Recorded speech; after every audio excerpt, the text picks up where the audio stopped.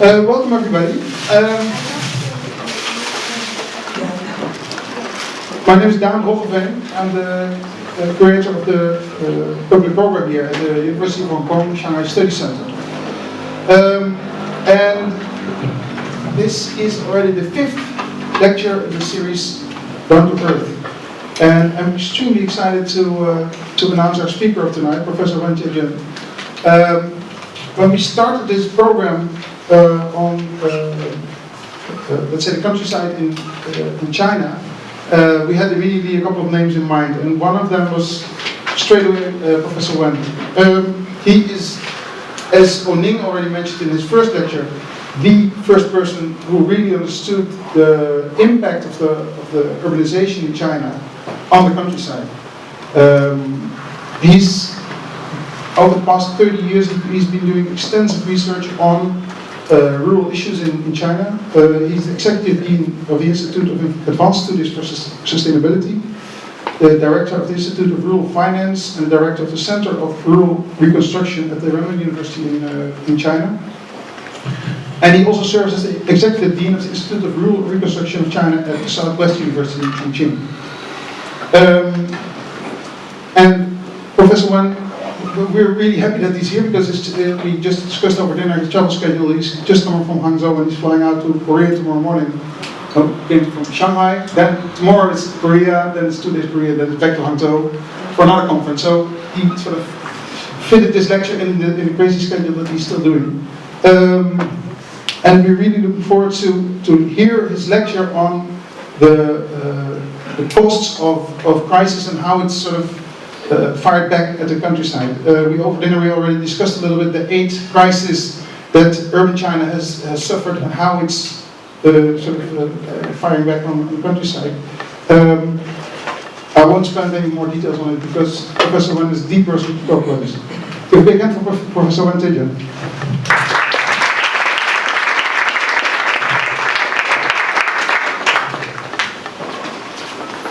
Yeah, we just talked about the 8 crises in China during the 60 years modern Chinese history.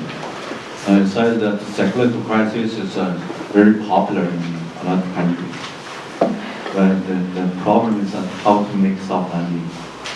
I said that every time Chinese crisis got the soft landing, it's exactly the transfer out the cost from the urban to the countryside. In the end, the crisis got soft landing in the urban area. And the cost turned to the rural issues. That is why China can gain the high growth and then to be the industrialized country. We can see that China now is one of the top 10 industrialized countries, and maybe the top 1, because the total amount of the industrial GDP and it's 2 times the US. In the end, it's a whole of other industrialized countries.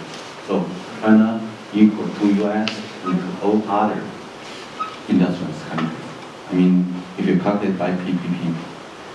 So, and here is the shares of the total amount of the top 10 industrialized countries. But it's maybe caused by China became only one developing countries to gain the industrialization. China now became very threat to others. It's popular pictures now in Western media. I just take some pictures to show that if China invests into the science and technology, means that we've got a big army in science and technology. And then here it certainly is also military threats.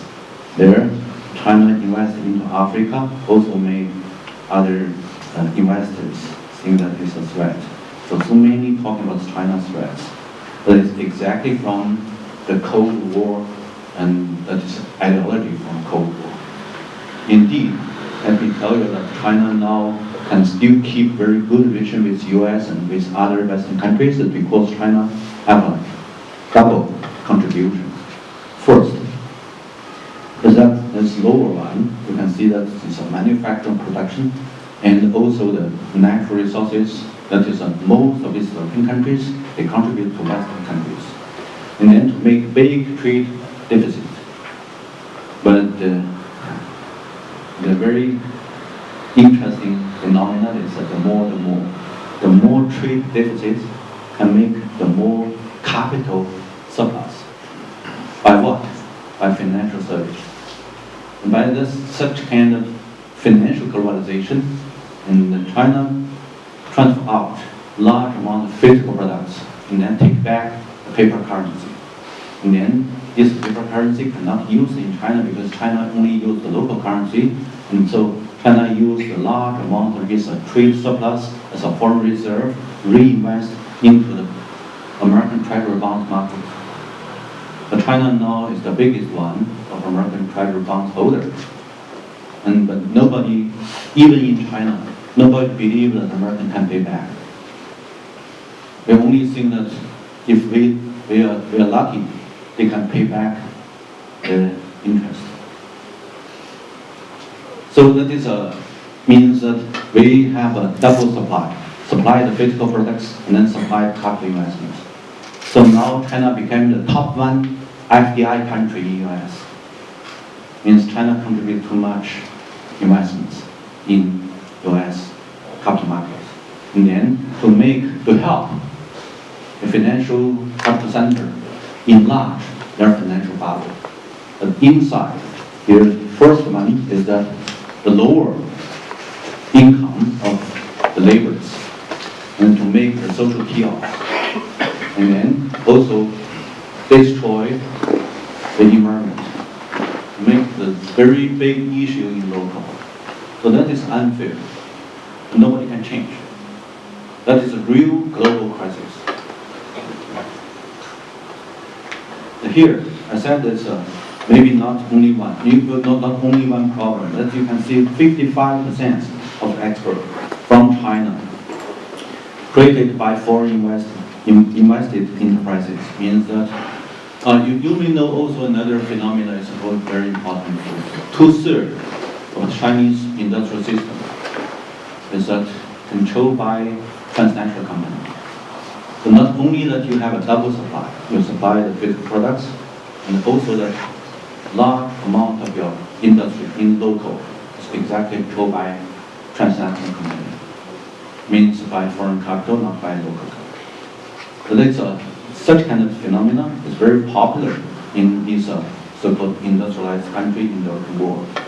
So then you may know that it's not only that, but also if you look at the whole of the industrial structure, you may know that China is now at the bottom of the smiling curve. So these are different smiling curves, means that from the low industry to high industry, in the high-tech industry, whatever, the producer still be in lowest profits level at the bottom. And then the high profits are controlled by transnational companies outside. So that is the developing countries' situation. So what is the global situation? Global situation still be divided into the advanced country and disadvantaged country, no matter you gain your industrialization or not. Here, when we read the whole world situation, I think Chinese scholars also are very careful to read the data in the different phases. I mean, the first phase that we think after the Second World War, you may know that the Western countries' real industry, I mean real economy, means a physical economy, decreased, caused by the social cost increase. And then most of these Western countries' industry, I mean physical production, move out. And then they more rely on the financial industry or financial economy. And that is why from the fullest and the highest regime of accumulation to the neoliberal regime of accumulation. So the reaccumulation by financial system. So that is a big difference. And since the 1980s, nowadays, caused by the much bigger crisis in 2008 in financial It's a financial turmoil in Wall Street. One by another, from United States and then to Europe and then to Japan. These are three major advanced economy, all have QE, and then turn to super QE. You know that QE means that you enlarge you issue more paper money. That is QE. And then another side, you issue more the treasury bonds. And then you use the money to buy the bonds. And then to make the bonds have a high price. And then you use the bonds to give the other fifth production countries like China. And then solve the problem in financial countries and transfer out the inflation to the fifth production country. I don't think that everybody can be very easy to understand such kind of contradiction. But maybe you can know that here is when you have a QE, and especially the social QE, you have a low interest rate in inflation. Means that the QE can have a large amount of the investments. Investments not inside of the QE country, like the United States. Large amount of this liquidity flow out. So if you calculate, I can see that more than 60% of the money, the paper money, flow out. One side is that by these institutional investments going to the future markets to make the green, the market price, green market price, oil market price increase. You can see that originally it's $40 per barrel of oil, now increased to the 140, 3 times higher than before. And then green markets, if you read the data of the future market of green, you can see that 100% increment. The more you invest into these markets, your money invest, the more, and then the higher the price increase. And then by that, make the inflation up from the Western countries, make the inflation turn to these fifth production country, like China, because China need to import large amount of oil, also need to import the grain, and like India, they need to import the coal resources, or input the oil and input the grain. Most of these physical production country need to input more, and then the prices increase, means that they input inflation. So input inflation means that you need to higher your local capital price, because the bank rate need to increase. The high inflation means that you cannot make low bank rate. You need to increase the bank rate, means that your enterprises need to take the high cost investments. So then it's a big chance for overseas investments. Because you have a low interest investments, you can go abroad, especially to this industrialized country, and then you can take the share when you buy, okay? You buy the share, and then to be the controller of these countries' industries. So by such kind of the computation, the financial part take more benefits from such kind of global system. And then to make the world physical economy become more and more difficult, not only because of the higher capital investments, the high cost of the investments, but also because of these countries' industries, the profit decrease, and then the local capital out of this physical production, and then turn to the real estate investments, and then to make the real estate investments means that the more you invest into the real estate, the high price of the apartments in different cities, and then large amount of the enterprises lower their profits, even zero profits. So they are going to bankrupt. So that is a very serious situation now in coastal China. A lot of people think that now coastal China still be high growth, but it's not true. A lot of low profits enterprises move out, move to Vietnam, Burma, or to Bangladesh. They cannot stay in such kind of high cost area. So that is and then to make a lot of unemployment problem. So that is the world situation. So that is also why many big institutional investors, they believe that China will be next country collapse. So the China threats turn to China collapse. That is there's no difference. If you believe that the China threat, also you believe that China will be collapse. Because there's even no profits in the industrial productions. So that is the problem. Nowadays, there's another problem. I don't want to say that it's a threat, but there's another problem. But most of these media, no matter it's international or domestic, all believe that China should turn to the political system reform. They said, okay, Chinese political regime is bad enough. We need to change.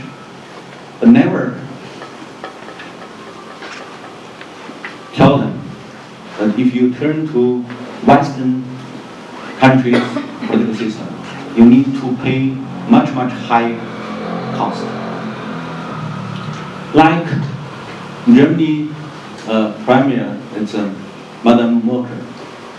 She said that our Europeans, we have 7% of world population.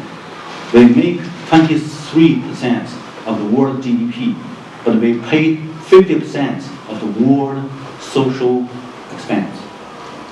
So can we make sustainable? It's a no way. And then, if you read this social expense, you can know that the Western countries themselves need to issue more debts to make the social system and the political system keep going. But if China turns to Western countries' social system or political system, China nowadays still be low cost. And if they change, that will be more high cost. So that is even our intellectuals, we all believe that we need to have such kind of advanced political system. Democracy and freedom and liberalism, whatever, is all beautiful. And nobody calculates how much is the systematic cost if you want to change. It's not only the problem with West Europe, but also the problem with the United States. And then also the problem with India and other so-called BRICS countries. I just came back from India. I said the formal sector in India cannot contribute enough revenues, tax to the government. So the governments only can cover the formal sector in India. And 92% of Indian employed by informal sector. So the gray area is much bigger in such kind of country. Even they have very perfect and maybe more advanced than China in political regime. But they cannot solve the problem. They cannot develop a formal sector. And because only the formal sector can contribute enough revenues to the government tax system. So there's so many contradictions in developing countries. China should be very careful. Even we want to change, we need to calculate how much is the cost. That is one. And then means that 100 years, generation by generation, Chinese intellectuals and the politicians all want to learn the Western model. No matter 1930s, it's a Republic of China, or the 1950s to now, it's a People's Republic of China. We all want to set up the Western system. But we don't have the precondition. That's colonization. I should give you a new concept. You need to treat the whole Asia continent as an indigenous population continent. Means that the Asian people have no way to send out their population to another continent. Not like Europe, they send many people to so-called New World and then to Australia. So European people occupied 4 continents, North and South America, and Australia, and Africa. And then transfer out large amount of the population, and then very much improve the relationship between population and the natural resources. And then so you can have very much advanced system. But this indigenous continent, like Asia, like China, India, almost impossible.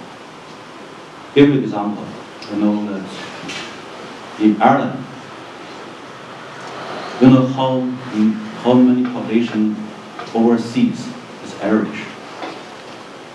How many do you know? You may know. Maybe that you know better now. 60 million. 50 million overseas Irish and 5 million local. Means 10 times overseas Irish than the domestic Irish. So if you calculate others, maybe similar. How many overseas Chinese? How many local? Local is you know, the 1.34 billion. Overseas, okay, similar as Irish, 50 million. So if you know the data, I mean that you may not so hurry to push China going forward. Okay, if your Chinese hate it, just slow down. These are pictures that shows that in 1930s, when the 1930s in Western countries you have a big problem, that's overproduction, and then turn to the economic crisis, and then turn to the Second World War. And these things, I think, it's a very big lesson to our Oriental people.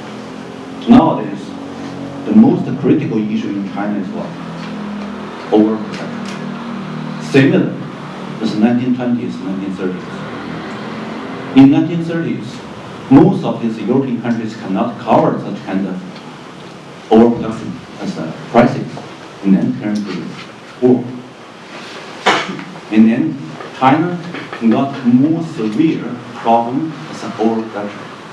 Can China go into war? No way. China turned to the inland construction, like Roosevelt. So if you want to know the Chinese local policy, and then you can compare with Roosevelt in 1930s. Similar. But maybe that you have a knowledge in comparing 1930s much better than I. I know that in that time, Roosevelt turned to the overproduction is a big surplus of industrial capacity to inland construction. And then to make United States just jump up from 1930s big crisis. And then the other one, there's just 2 countries can solve the problem of overproduction. One is Roosevelt's United States. Another one, I suppose you know, Germany. I don't want to mention his name, but anyway, these are 2 guys. I mean, these 2 presidents or 2 leaders, they the same. Turn the big surplus of industrial capacity to the inland construction. The German at that time, in the 1930s, built up the whole country's highway system. Much improved the transportation. And then that is why Second World War, German army beat up others. because they can concentrate the army force in one day by highway system in Germany. So that is a historical event. We don't want to talk too much. Nowadays, you can see that when China got very severe challenge of overproduction, that is happened in 1998, caused by 1997 East financial turmoil. You know, East Asian financial turmoil happened in 1997. Young people may not know. A middle age, maybe all know that there is a very big bad impact in 1997 caused by financial turmoil in East Asian area. And China got even nothing to export. So and then from 1998, China turned the big industrial capacity into the inland construction from 1998. So that is similar as 1930s Roosevelt in the United States. Okay, so here, let me tell you what is China. When we talk about this so-called crisis, why rural China can make the crisis soft landing? Because the land revolution. Land revolution make almost all rural households gain the historical aim, that is Taylor's rights. Caused by the Cold War ideology, Taylor's rights in name is a communist system. But in China, that's thousands of years. Every time, new dynasty, new king, a new emperor, all need to carry out Taylor's rights as a basic policy of the new country. So it's a thousands of years historical policy. No matter you give the name as a communism or feudalism, that is a Western philosophy. In China, it's just a history. So in the 1949, China carried out Taylor's right to every rural people. Equal distribute the land. Understand me? Equal distribute land to every household. The cost by that to make the low class, China have a low class. The low class not landless. The low class is a PD ruler. Understanding that is a small landholders means that they do have some little properties, so they became PD ruler. And then the low class now from that time until now, the low class in China all have 100% private house. It's low class? Yes, it's low class. 100% have the land. Means that the family can be survived by the little properties. Little properties is given by the land erosion. Land erosion is joined by the low class. They are peasants. So up from that time, the problem is that if you insist equal district land to every rural household, means that you cannot set up a big farm. So big farm means that if you have no big farm, you cannot take the big farm agricultural surplus for the industrialization. Means that you block this country's industrialization.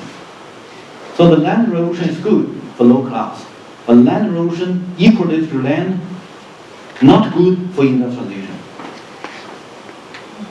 That is why when we have a dinner with Diane, I said that the first impact from urban to countryside is that when urban want to carry out the primitive accommodation for the national industrialization, they need to take the surplus from agriculture, but when they facing the thousands of these scattered small households, the transition cost, the highest in the world. And then the Chinese took a kind of policy to set up 4 million co-ops, to make 400 million rural people join these 4 million co-ops, and then reduce the institutional cost for the primitive accommodation of national industrialization. Others you can see that other developing countries, no matter how many population, they don't have such kind of measures. So the Chinese, the first measure to deal with the problem of industrialization is the primary population. China cannot take the resources from overseas, cannot send the warships to other continents. They only can take surplus from the local people, from peasants, from the rural society. How? If scattered the way, so then they set up the co-op. And also, because of the ruling party facilitates the land revolution, so almost mobilize all rural people join the land revolution. So China is a country for almost the majority. All join the revolution means that you mobilize the majority join your state building. When you talk about the political regime, you may know that the Chinese, that is in the developing countries, is maybe the largest percentage were mobilized by the revolution. In the rural people is 88% in 1949.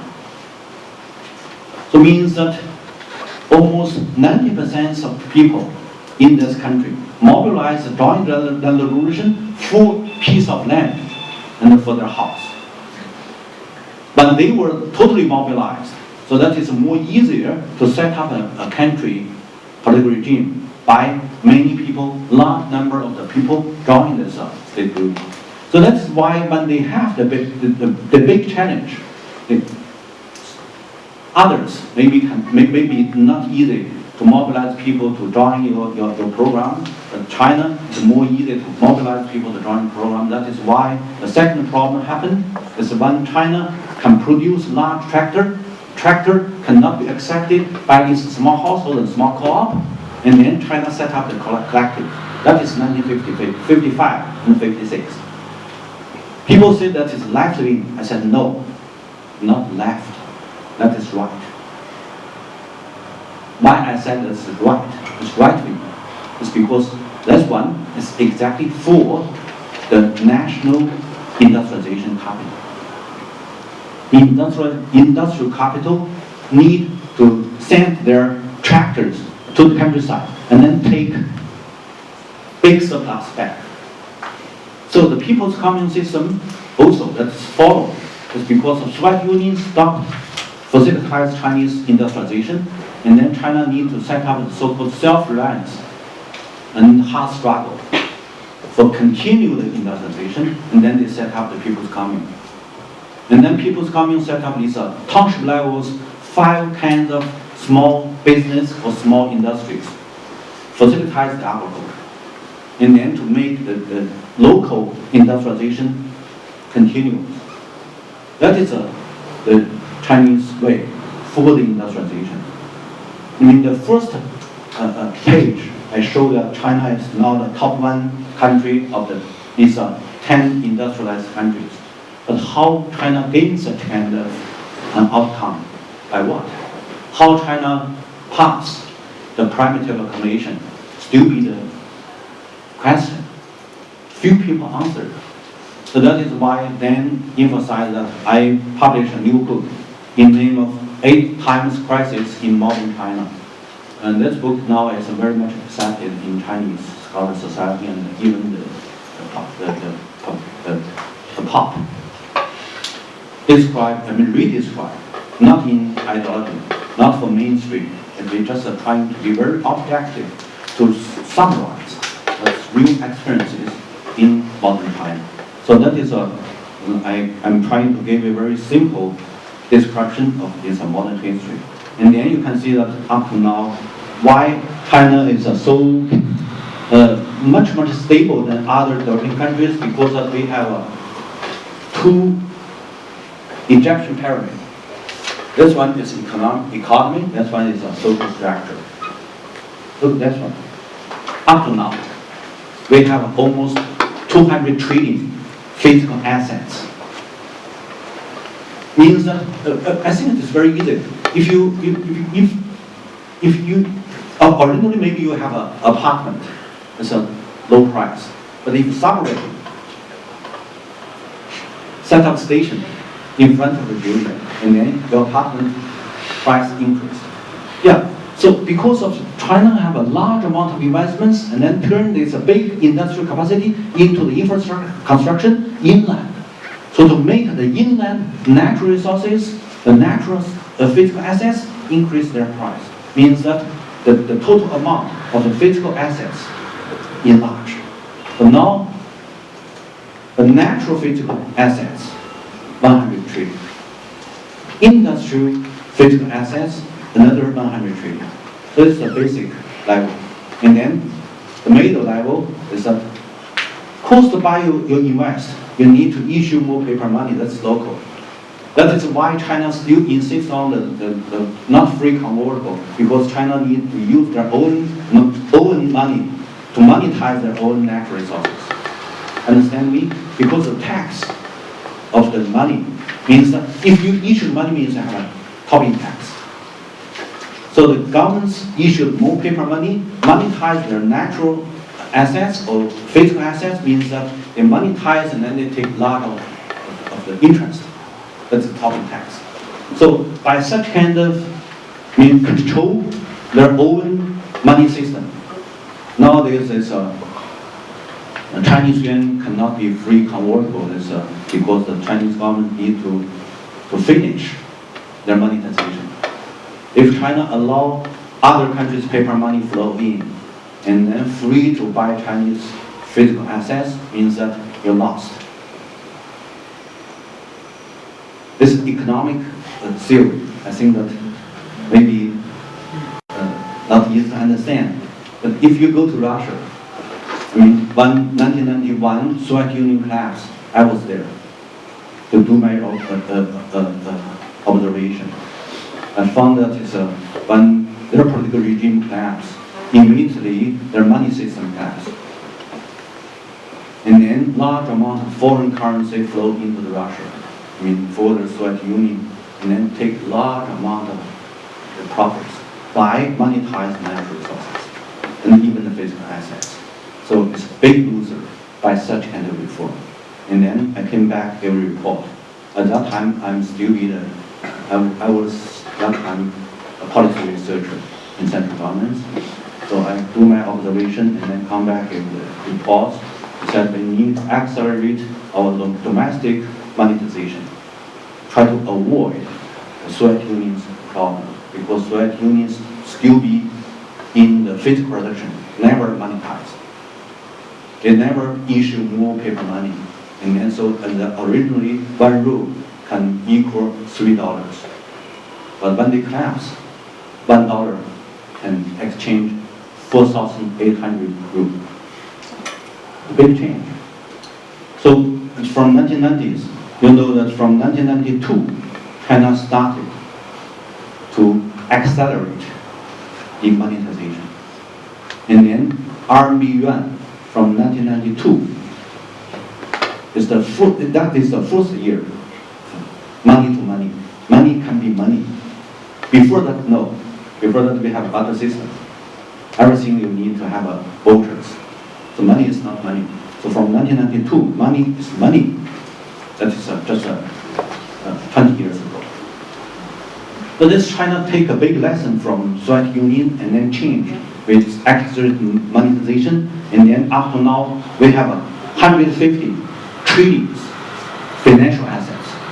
And then you put these together, you have 350 trillions assets, and then how much debts we have? 20 trillions.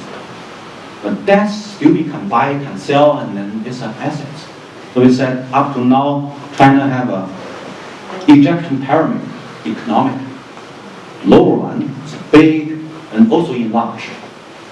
Big physical assets, and then financial assets, and then the debts assets. So then you can see this one, that is a social structure.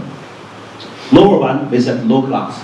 Low class, almost 60% of the population is Chinese low class. They are pretty rural. 100% private house in countryside. In urban, maybe not. But in countryside, even they say they are poor. Anyway, they have a house. So we said, if you calculate their assets, they are not poor, not as poor as the low class in urban area. Maybe they are somehow rich than the low class in urban. So nowadays, a lot of people talk about hukou. As almost every foreigner can talk about hukou. But you may not know the most difficult change is that the most difficult thing is that if you want to change your hukou from urban to the rural, it's extremely impossible. But if you want to change your hukou from the rural to urban, it's possible. Now the high price, that is more higher price, is a hukou in countryside. Because if you do have a hukou in rural, in the village, means that naturally you have a right to share a piece of the construction land from the village, and then free to have a piece of land for their family survive. So that is why a lot of people talk about the comparative advantage in China. They said the low labor cost, how China make low labor cost. And large amount, more than 80% of the migrant laborers, they don't need you pay their security umbrella. You don't need to set up the security umbrella to these migrant laborers because they do have in their home village free distribute land, free distribute the land for the construction. And then also they have a medical system by the village collective, not individual. So if you are in the urban area, you pay by individual, but in the countryside, you pay by village. Means you pay zero. You have a medical service and medical insurance. And then, so several security system in countryside, all low cost, lower cost than the urban people. So that's why a lot of people, they don't need, I pay you 80% and then you pay me 92%, you set up the security umbrella for me. They said, no, I don't want to pay my 80%. 8, they don't pay. Even you enforce them to pay 8. When they quit, they want you to give him back. They go back to their home village. That is China. If you go to any developing countries, if these countries duplicate the Western system, any labor need to pay 1 plus 1. 1 is salary, another one is social security. But here, more than 80% don't need to pay the social security. So only pay 1 is salary. So that's why if you calculate the labor price nominally in the markets, much lower than China. But if you calculate the labor real cost, it's higher than China. That is why FDI won't going into India. Now FDI in India just less than 10% of China. Why? It's because of potentially the labor price in India higher than China. So a lot of things like that. If you just think about this different system, the Chinese system, they do have some potential advantage. That's because of the rural. So that's why I said the rural can internalize the externalities. When you have the externalities mainly caused by the urban industry, by urban capital. And then if you have no such kind of ability to hear more people, I mean, like 2009, you may know that there are, you know that in 2009 how much workers lay off in China. More than Europe. And then there is a social chaos like Europe. Let me tell you, 25 million workers lay off in 2009. That's the first quarter. 1 quarter. 25 million workers lay off. You can just imagine total amount in United States when they very much emphasize the employment problem in US. How much? You know, just less than 500,000. They said 600,000 or something. Just a little. But they got very big issue, and then they occupy Wall Street, many things. That here, 25 million workers laid off. Where they gone? Because up to now, these very radical governments and radical politicians and radical intellectuals and radical enterprises, they haven't destroyed the rural China. Rural China still be big. More than 50% of population still in countryside. They still have theirs, even small, but they do have the problems. So by such kind of rural China, so China can internalize the industrial cost in urban area into the countryside. So I said, why China can have every time crisis soft landing? Because China have a big rural area, a large number of the rural people. So the rural people can help to absorb this cost, internalize the externalities, and then China can have soft landing, not by urban industry itself. So you may know there's a very popular word, no pains, no gains. Pains, not in these people, these interest group, they gain. Yeah, they gain the profits, but they don't stand the cost. So the cost transfer. That is the real experience. Maybe some people dislike such kind of describe, but anyway, you can challenge. And I don't want to say that natural resources are very limited. Yeah, but anyway, the less natural resources and then the faster industrialization means that the more pollution. So now China became the top one country as the top one country of industry and then top one country of the pollution.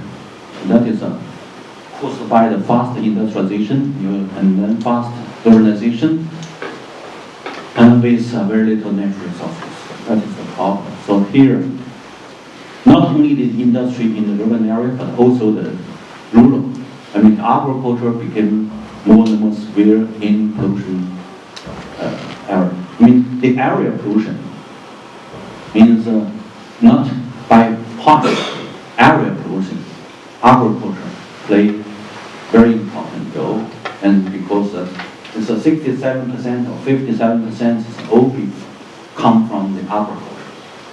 So, and then also China and India is two countries. They have a big surplus of labor resources, and then they input a lot of garbage from Western countries. So China, India, top one, top two, garbage in input country. And also make even worse situation of the pollution. So also caused by the fast, I mean, if you accelerate the urbanization, large amount of population move to the cities, and then you need to consume more coal, and then the coal became became a major sector for the pollution. So that is the coal consumption. And here is the mega cities pollution. I mean, these days, if you read Chinese newspapers, you can find that Beijing is now become very, very severe in air pollution. And nowadays, almost 1/3 of the Chinese terror, especially these big city area, because the industrial hustle in big cities, so the city area have a more severe of the air pollution. And big cities always have a very serious pollution. And now China trying to change their strategy. So let me summarize my analysis about new strategy. Just now I mentioned that since 1998, China got very serious overproduction as a crisis. From that time, the Chinese governments changed their strategy into the three-gap rebalance. Let me repeat, three-gap rebalance. What is three-gap? Coastal inland. Deng Xiaoping, when he took power, he said we need to make a part of China develop more fast than the others. And then some group people became richer than others. So that is his policy. And then 20 years later, 30 years later, the coastal area became more rich, and the inland China became very poor. So that is the first gap, is regional gap. Coast, inland is regional gap. Second gap is a rural area, rural China took too much cost from urban industry. So the rural became run out. So worn out means that rural situation became worse, and the rural people poor.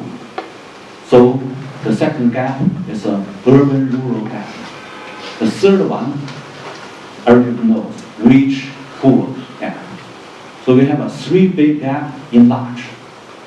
When China got the challenge, you know that the crisis in China is we can cut two parts, danger and opportunity. That is Chinese philosophy, like yin yang. And so the Chinese think that, okay, the late 1990s, it is a crisis. How China take this crisis into the opportunity? This is very dangerous. Yeah, you have a whole lecture. How can you make this danger into the opportunities? That is from Brunei's time.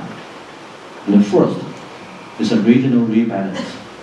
So then we got this 3.6 trillion Chinese yuan as an invest into the Western China. That is started from 1998. And then 2 years later, China initiated the second big program nationally. That is Northeast China. It's originally Soviet Union invest there. It's a very traditional industrial base, now worn out, bankrupted. And a large amount of the workers lay off. And then they need to regenerate. So more than 2 trillion investments flow to Northeast. And then the Northeast recovered. And then from 2003, the third one is a Middle China rising. So West China is a big investment. Northeast China, big investment. Middle China, big investment. Total amount is $1.2 trillion. It's big money. Think about Obama. He has to solve the problems. He got $4 trillion, invest 90% flow to the financial sector. But in China, at that time, the crisis 10 years earlier than the United States. They deal with the crisis, they invest into the regional gap rebalance, so they get $1.2 trillion for different regions, but mainly for invest into the infrastructure construction. And then from 2003 to 2005, from 2005, China re-change the strategy. That is second gap, this rural-urban gap.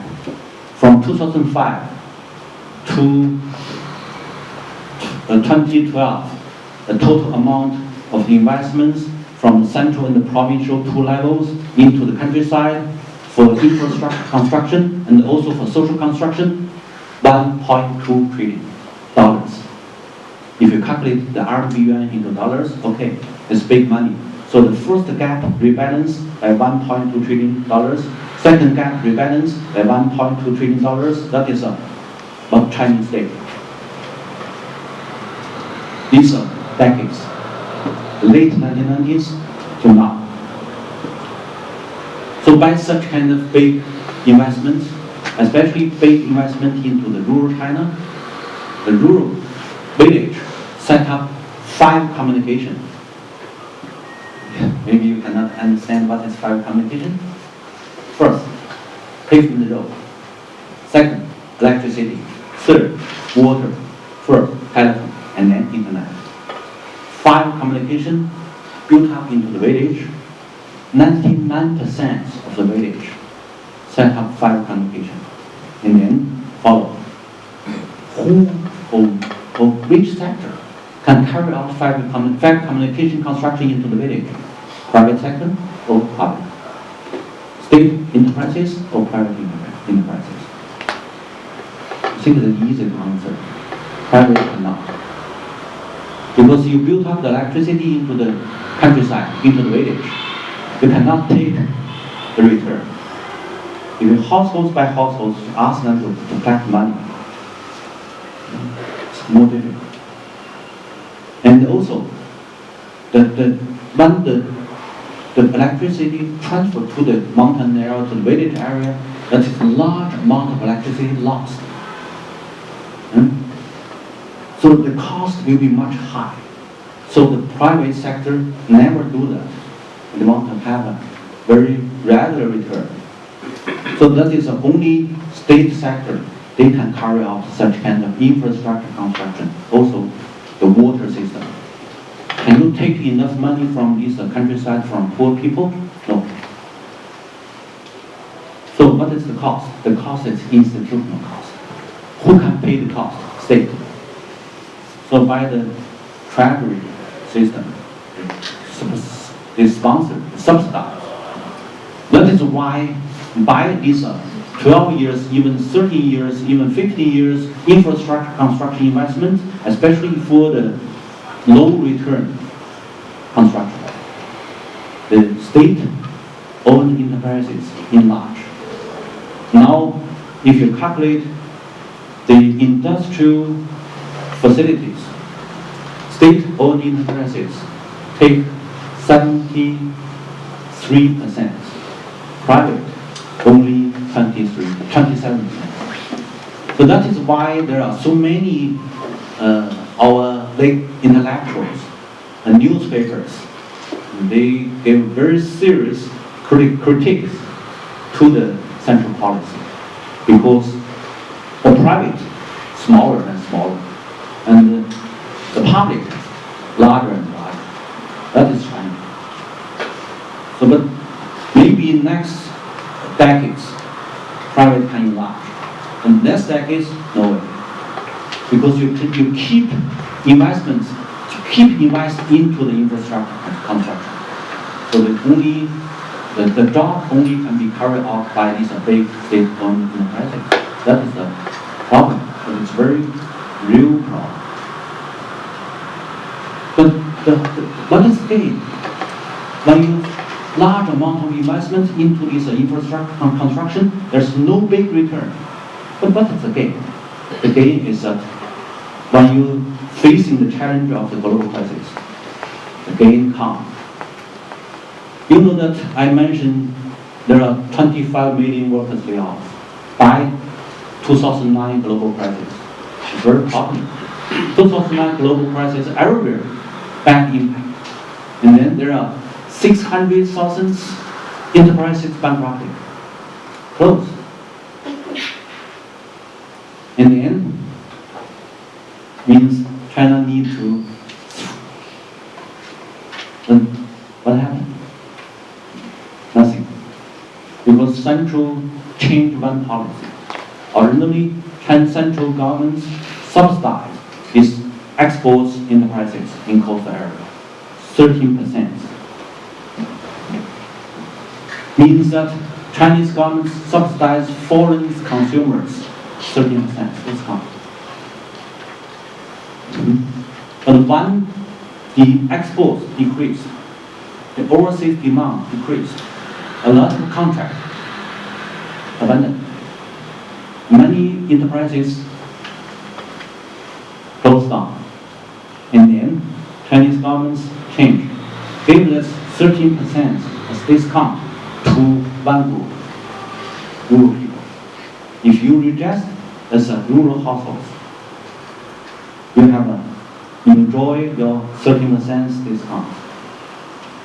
Means that if you buy the color TV, refrigerator, and washing machine, and pickup, and the track, whatever, give you 30% discount. Until 2010, the end of 2010. So by such kind of policy, turn large amount of its export into the domestic demand. And then the rural people, they buy a lot of color TV and the refrigerator and the trash and whatever. They buy a lot of things. And because of before, you have built up the road, you have built up the electricity, you have built up the water and whatever. So they can use these modern products. But if you didn't, so fortunately, when Chinese this time facing the challenge of global crisis, they can do it, they can change. But if the Chinese, before that, if Chinese never invest into the countryside for the infrastructure construction, they have the same bad situation. So I said, 2009, China had a soft landing. By what?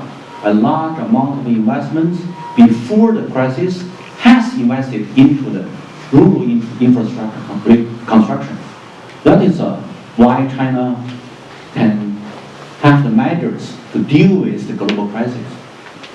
So if you read these measures, you may know that China got the challenge of the financial crisis not in 2008, 1997. Since 1997, China first found that we have the similar problem as the Western countries in 1929 to 1933. So we need to follow the Roosevelt policy.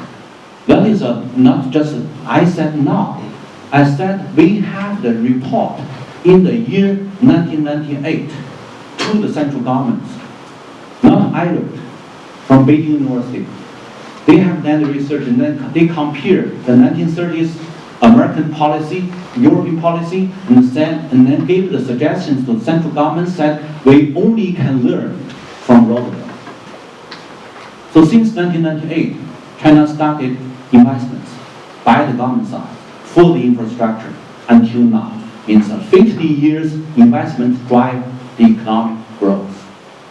Understand me? That is not a trick. That is just the measures. 50 years, not now.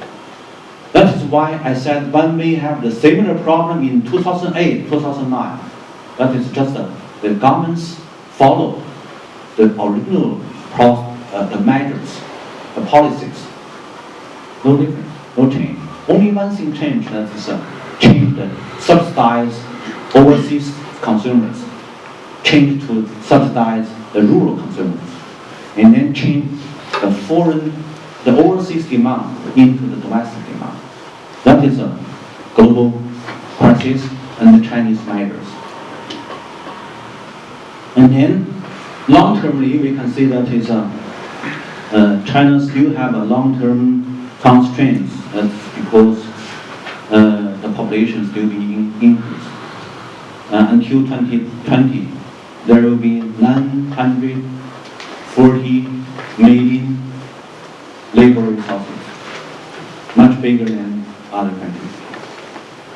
If you have data, you can calculate your country, how many labor resources. In China, we will have 940 million labor resources.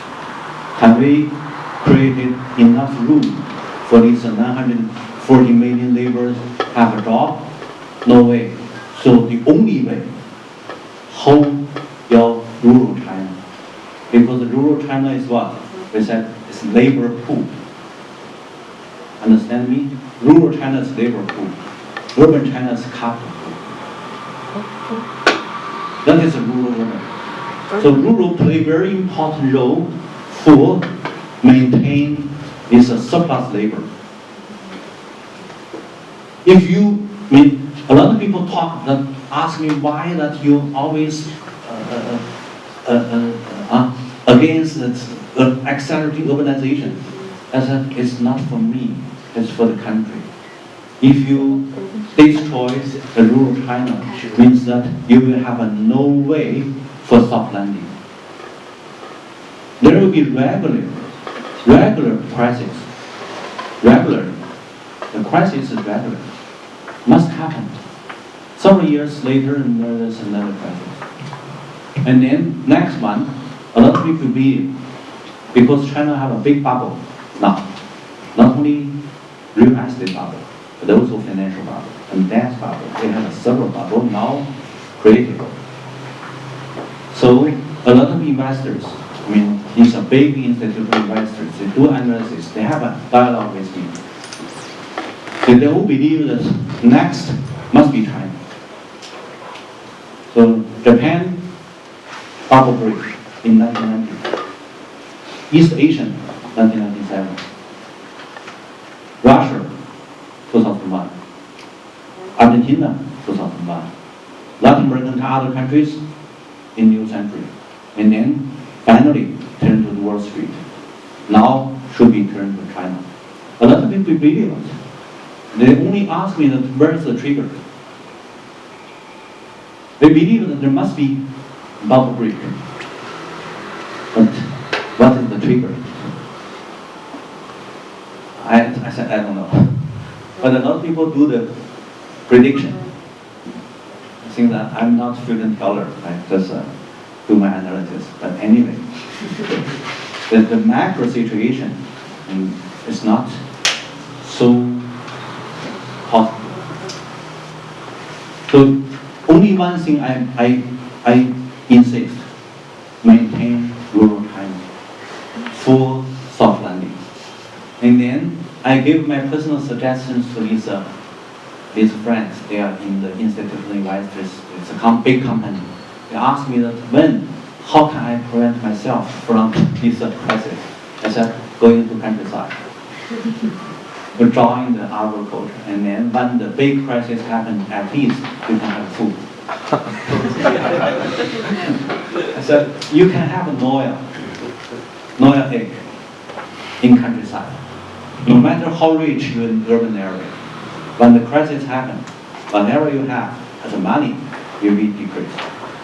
Like Russia, Argentina, Japan, Korea, a lot of countries, one by another, they all were defeated by financial crisis. Because financial capital is a big evil. You need to take too much. So, one by another. Next, maybe China, maybe not. But anyway, if our central authority take our suggestions, maintain rural China, maybe next time it still can be soft landing. Okay, I hope.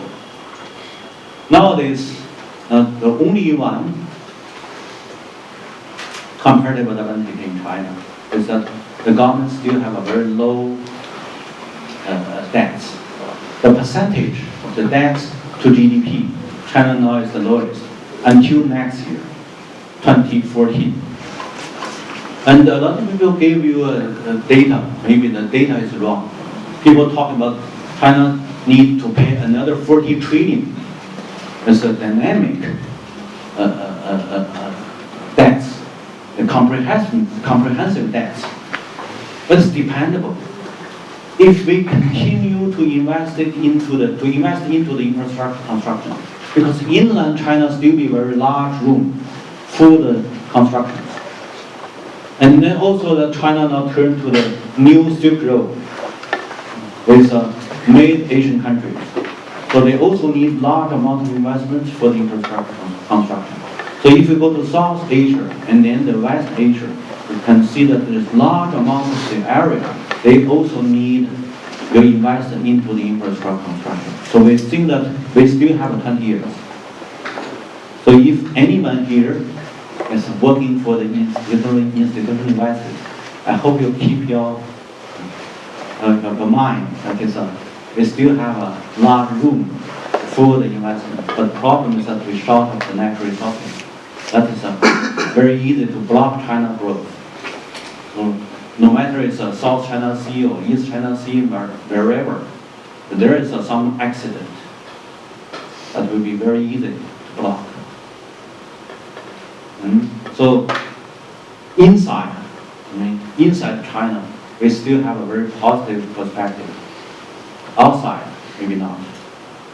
So, and when we compare with Europe, you can see that Europe, why the European countries cannot recover by the crisis, is because they have no room for the fiscal investments. Here is a European, that is the data from OECD. Now this madness means that whatever they have is perfect. If you go to Europe, everywhere is a highway, it's a fast train, whatever. There's no way for more room to absorb this surplus capital. But in China or in mid-west Asia, there's still large room for the investments. So I think that if European people would like to join, maybe that China, Europe can set up this big so-called continental bridge, pass the Asia and West Asia and then to the Europe. That is a benefit to these countries. So if you calculate, then we know that along this land bridge, half of the population of the world and half of the world GDP is along this land bridge. So we need to have a new collaboration in such kind of infrastructure construction. Also invite Russia join this triangle. So by such kind of new geo strategy, you can have the room for almost all the countries in this big triangle in Russia, China, and Europe. That's from north to east to west, because the Euro-Asia is the biggest continental in the world. And then I said it's much bigger than the average. The population, the resources, and the investments, and the industrial capacity, mainly concentrated in this Euro-Asian continental. So we have more confidence to believe that if we set up a collaboration, we may have another opportunity. Okay, and I will try to finish. Let me introduce some work we have done. And you know that I'm not only the researcher but also a doer. And there is a very big rural reconstruction movement that we facilitate. We are the resource person to help such kind of rural reconstruction. You can see that because of rural people have a more and more rely on the non-farm income. So we need to give them more opportunities to organize our citizens to set up the bridge with the rural area, and then to give them more surplus, the urban surplus into the countryside. So that is, we said, deurbanization, mobilize the citizens going to countryside, and then to move the agriculture into the urban area. So we are trying to make the comprehensive relationship between rural and urban, not the difference, not to make the block, not to build up the wall between rural and urban. So whatever we have done, these are pictures to show that how many programs we gave to this rural reconstruction movement. Now this time, this one is also what we have done. We got these farmers markets in urban area. We set up these the rural co-op products into the urban supermarkets. We organize a lot of trainings and conference for these peoples. We also help the migrant workers to set up service center to help them to have self-organization and self-empowerment, and then to strengthen their position to negotiate with these entrepreneurs. We also set up more than 100 village experiments, and some of you have visited our experiment zone in Jiangsu. Here is the first school we set up in Hebei province that is a free training for peasants, and then paid by our intellectuals. We are independent to pay the cost, not by governments, not by others. So we built up this eco-architecture. Here you have so many people interested in architecture, but here these are helped by the Taiwan architecture office. They help to design and help for building this and organize the rural people to join these constructions. So that is the first architecture, eco-architecture group in rural China. They also have eco toilets, and not destroy any environments. We organize the citizens to join the social participatory urban farm. These are the people join these gardens. We also make the caves down to the earth. You have a down to the earth, that is we have many in suburban area. Make these caves, go to the farm and then down to the earth. We also train a lot of young students, many hundreds. We train them and then they go to different cities to set up the citizen participatory farm in suburban area. Now, from the first one we set up in Beijing, now it's more than 100 in different cities. So these are the young students. We organize them as volunteers teams, go to the countryside, help these scattered households organize, strengthen their power, and to be the co-ops. Here is also that we help these very radical to protest their rights. They organize a very big organization to fight the government sides. And then we said, okay, in both sides you can set down, and then the governments give subsidies, and then these cooperative lead this organization from the protest into the co-op. So now they change. So finally we are trying to regenerate our rural culture. So we said, love your home village. That is our new program. I hope that Shanghai people would like to join this new program. Thank you very much.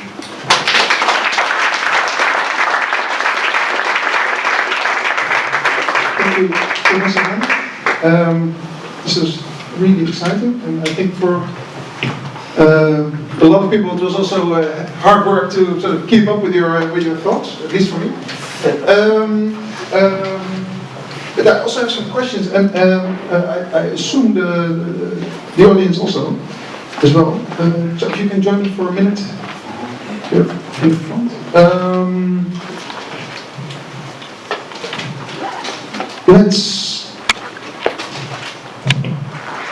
Yeah, there's a lot of questions that come to mind. May I suggest that when we take questions, one girl, one boy. Oh, that's great. That's a great suggestion, actually. Yeah, that's very good. Okay, then I'm the boy, and I start with one question.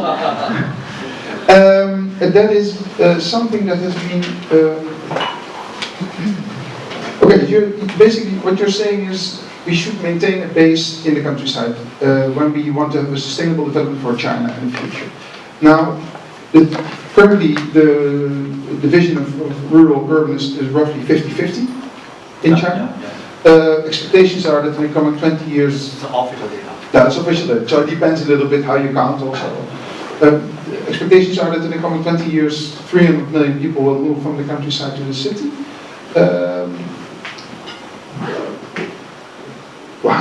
If the people in the countryside, how would you employ them? Because my guess is that food production will become more efficient, so there will be an increase in scale of farms and of food production, so less jobs. So what kind of jobs do you envision for young people, especially in the countryside? Good question. How many years you are in China? 5 years. One. It's good. It's long enough. And then the question means that you have understand a lot of Chinese situation. Very good question. Nobody can give enough job as a urban for these rural laborers. So that is why I said rural is a labor pool, and urban is a capital pool. And I said that the rural people in the countryside, in their village, they are not only working for the farm, for the agriculture. Originally, rural China is a multiple business. One big village, you may not know how big in rural China. The village size is almost 5,000 inhabitants or 6,000. It's a city. So certainly there's a big population size, there's a village. They have many different business. They have a lot of stores, they have workshops, they have even the factories, many things in the village. Originally, if the government's policy very much pro the urban capital, gave a lot of good policy to urban capital, and certainly they take too much surplus from the countryside. So you cannot develop your rural business. But nowadays, if we do want to maintain the rural society, you turn your policy, you benefit the rural business, certainly that the rural people can have a cash income by the rural business. So originally rural is a multiple business, not only the agriculture. So a lot of intellectuals, they argue that how can you make these migrant workers, they go back to the farm work? I said, no way, you don't want to go back to the farm. They also don't want to go back to farm. They want to what? They want to go back for small business. That is why I very much emphasize rural people, they are pretty bourgeois. They don't want to be the working class. We don't have 19th century's European experiences. You have a class struggle by capital class and the working class. But up to now, we even have a 300 million migrant neighbors. Most of them, they are still belong to pretty bourgeois class. So they don't join the working class struggle. So basically what you're saying is the division is not that black and white, that people in the city only work in the service industry and in the countryside they only work the land. There is a gray area where people in towns, smaller cities and smaller bigger villages are also running businesses, industries, etc. etc. I think that it's more easy to set up the policy. You just name it a big population size village of town. Yeah. Originally they are in name of village. So they cannot have the tax, they cannot have a revenue. All things, all these surplus, they contribute to the governments. And then governments take this surplus into the city, and then for the city construction. And then to make the city price, reprice the rural productivities. That is old, traditional, I cannot say worse, but it's not good policy. If you do want to make balance, you need to turn your policy to benefit the rural people, and then you may change such kind of situation. Thank you. Anyway, it's a good question. A girl with a question. There you go. Could you talk a bit about the taxes in China? I've been asked very often how that works, and how do you see the taxes go to the central government from the rural places, and in the future then as well? It's also a very good question. The taxation system is a very key issue in any country. Let me tell you that China now have this time I can say that it's a bad tax system. Because 92% of the tax the common people and enterprises. It's an indirect tax. And then only 7% is a direct tax.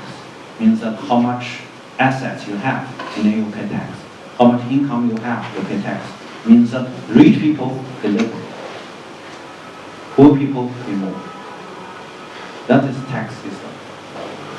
And then pay by individual. Even I'm a professor, I have many income anyway. But I never pay the tax by myself. The income tax, means direct tax, paid by my university, by my working unit. So that is the problem tax system. And originally, the rural people they are not only contribute to the urban industry, but they need to pay the tax for the public management, for the government's consumptions. That is originally. Since 2006, all the agricultural tax eliminated. So nowadays, the rural people, they don't pay tax. Not pay the direct tax, but the indirect tax is still paid. So originally, if the government's not eliminated the agricultural tax, the rural people pay much higher than the urban. They pay more than 30%. That is almost the highest burden to the farmers in the world. So now we change that way. We benefit the rural people that way, but not whole. So that is why I always want to change the policy to make real balance to the rural society. A boy at the back. I don't need the microphone.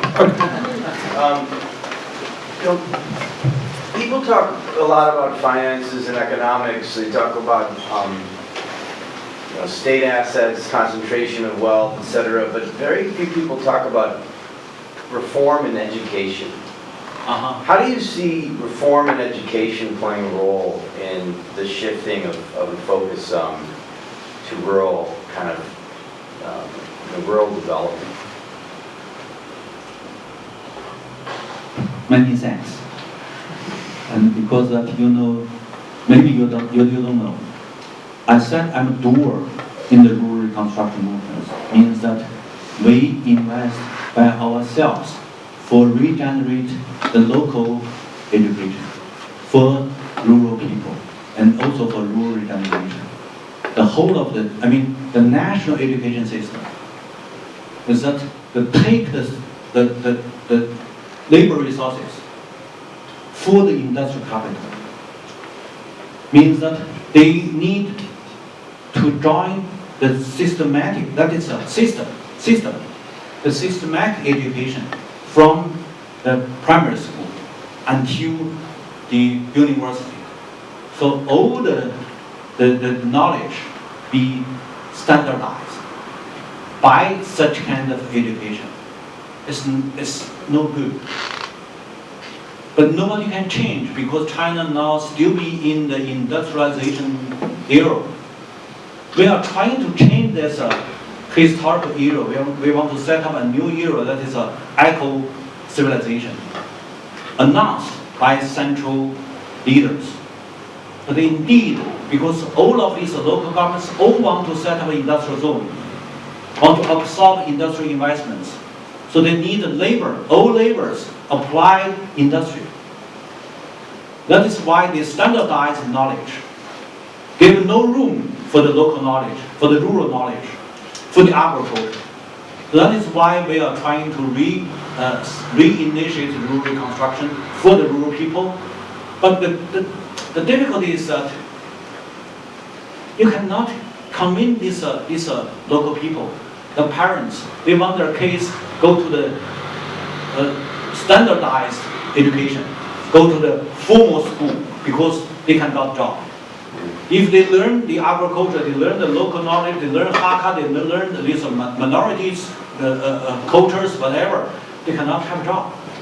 That is we said it's industrial capital to capitalize the education.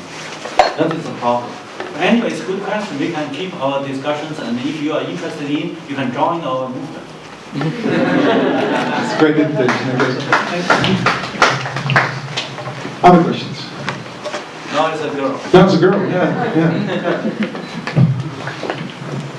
I'm trying to make balance. More qualified. Okay, go ahead.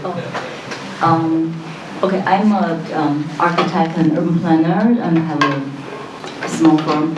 And in the past, in the last few, I think the first few years when I just came back to China from US, I had a lot of large-scale community planning projects. And now, especially this year, somehow I got a lot of inquiries on eco park and new agriculture planning. And it's also, the size is very big, but I know in terms of zoning or urban planning, the FAR will be very low, and I want to keep it that way. It's just to do this new type of planning, master plan and concept, like agriculture concept. It seems like you're an expert. What's your advice on that, and what's the principle you think we as planners should follow? 2 days ago, I was in Tongji University to join a seminar. The title is the Design Philosophy. I suppose that if you want to learn something, you can go to the web and enter search. There are so many discussions about such kind I'm from Tongji. You're from Tongji. Well, many years ago, and then I went to US. Good. And for me, that if you ask me to give you a suggestion, I think that let me try to shout my suggestion. I think that let's remember one thing: social participation. Social participation. participation. Yeah, the participatory design. now it's a new trend of your field. Yes, actually, So just that's my. try to mobilize the local people, especially the rural people. They do have a very rich knowledge in the local affairs. And then ask them to contribute their knowledge for your construction design. Thank you. Thank you. I don't need a mic. I can stand up. Thank you. Professor Wang, thank you very much. It's like a compressed 9-course meal into a very short dinner.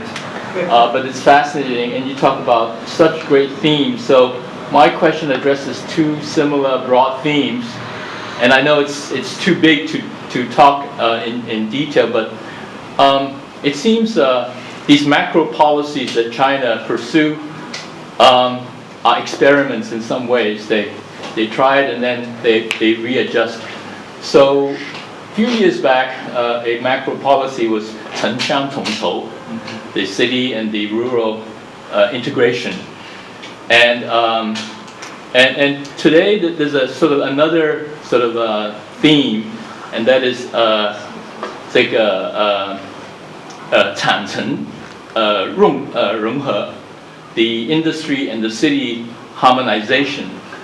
It seems the 城乡统筹, the one trend of that is shifting some of the industries from cities into satellite towns and creating sort of mono-industry towns.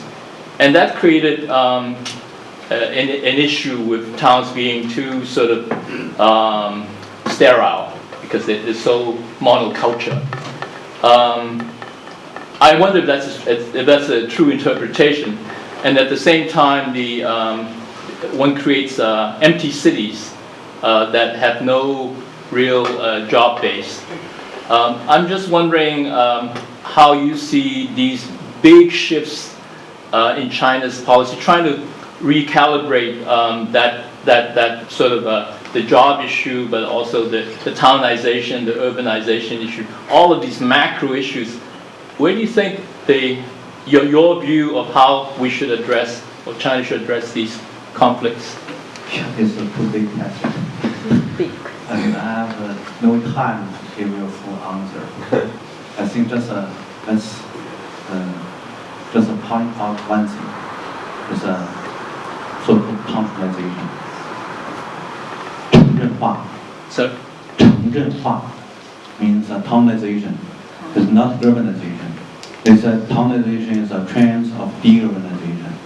Ordinarily, the 城乡统筹 means that it's you said separate towns and then move out these industries to there's not such kind of meaning. That means that you need to make the government's policy and the government's capital investment into the countryside. I said it's a second rebalance. To rebalance the rural and urban gap. Ordinarily, urban take too much, the rural contribute too much, and the rural get less social construction and infrastructure construction. So by such kind of 7 years, in the 7 trillion Chinese yuan means almost 1.2 trillion American dollars. By such kind of big investments, the rural-urban gap has been decreased. I mean, the gap is not large. So that is I said it's successful. Now turn to the townization means that in urban, got too much investments. It's over investment. Now the town under the county level. In China, we have 30,000, including all these county town, the county center town. We almost have 40,000 towns. These towns now can be the big room for absorb this surplus capital. Means that if you keep investing into the lower town, means under the county, there still can absorb a lot of big surplus of the industrial capacity. So that is one. China cannot reinitiate the exports. China need to turn to the local demand. The local demand facing the challenge of overproduction and surplus of industry. So they need to find new room. That new room is town construction. So because town is many, so just now this lady said she got so many programs. Every local governments, they want to have a new program to build up, to invest into the towns. And for civilization, for construction, for a lot of things. Anyway, they use this new concept, trying to absorb big investments. That is the new trends. But at the back, what is the real problem? The real problem is that China now have a lot of big interest groups. If I tell you the truth, that the policy is now mainly influenced by the interest group, not by the scholar or by some policy think tank. That is a surface. They decide that, we do need to have suggestions, whatever. But indeed, it's much influential from the interest group. It's a capital interest group. Think about it, similar in the world. You have a financial capital interest group, we have. You have industrial capital group, we have. Different, no difference. Anyway, thank you. Okay. Final question. That must be a girl, I guess. You girl, give up. Yeah, one person. Now we are going to be very strict about this. Other girls? Yeah. No, Yeah, you shout it out. I can shout. Well, and I have a very simple question. What can I do? What can I help as a young graduate? I want to help with countryside, but how can I help? Good, very good. Very good. And you know that the rural reconstruction is a platform. Every people can free entry, free retreat. That's a popular democracy. Nobody control. I'm not leader. Nobody leader. We said we have no leadership, no headquarters, nobody in charge of fundraising, but everybody free entry. So if you do have ability, you are very much welcome to do whatever you can do as a volunteer. I think that you have done some observation to know that what we have done in rural reconstruction. Maybe that everybody, if here you are interested in, you can just read the web. In English one, we have an NRR, New Rural Reconstruction, not set up by us, by American scholars. And then if you read the papers, we have so many English papers, it's just a search in English. You can read what the situation, what we have done these things. If you are Chinese, you read there's also many. So we allocate a lot of experiment zones. And every small group, they do this work by their efforts. So I hope that certainly I believe that you are very capable. I hope you can be very active in such kind of big platform. Thank you very much. Thank you. Thank you. Thank you very much, Professor Wen. Before I thank you and I invite you all to join me for a drink downstairs, I have some practicalities that I want to announce. Rural reconstruction is something we want to discuss next week. We have a speaker who has been leading the rural reconstruction, the physical side of it, how villages are being reconstructed in Yunnan province, and what kind of new paradigms there are for, let's say, preservation, and also the impact on tourism, or new potential paradigms for tourism actually, is something we're going to discuss next week. And I'm very excited about it actually, because I personally feel that tourism is one of the, might be one of the main drivers of rural development in the coming decades, in one way or another. Anyway, so that's next week, 7:30. If you're not yet on our mailing list, please leave your name card with me or with Vivian, and we keep you posted on our activities. All our lectures are AIA accredited. So if you write down your name over there, then your name will be sort of sent to AAA. Hisham takes care of this, so if you have any questions on AAA, please contact Hisham. And hope to see you next week, 7:30 here. Thank you very much.